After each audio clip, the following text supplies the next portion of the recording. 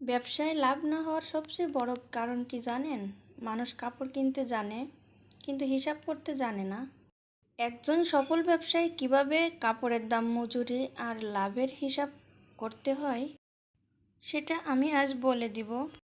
ব্যবসা শুরু করার আগে একটি জিনিস মনে রাখবেন, হিসাব ছাড়া ব্যবসা মানে দিক নির্দেশনা ছাড়া পথ চলা। প্রথমে আপনি কাপড়ের দাম হিসাব করুন। একটি পোশাক বানাতে কত গজ কাপড় লাগবে, প্রতি গজের দাম কত, এগুলো লিখে রাখুন। এরপর শুধু কাপড়ের দাম নয়, শুধু বোতাম, চেন, লেজ, ইলাস্টিক, প্যাকেট যা যা ব্যবহার করবেন সব কিছু খরচ যোগ করুন। সবচেয়ে গুরুত্বপূর্ণ বিষয় হলো নিজের মজুরি। অনেকেই নিজের শ্রমের দাম ধরেন না। সারাদিন পরিশ্রম করেন কিন্তু নিজের সময়ের মূল্যই রাখেন না। এভাবে কখনো ব্যবসায় টিকে থাকা যায় না।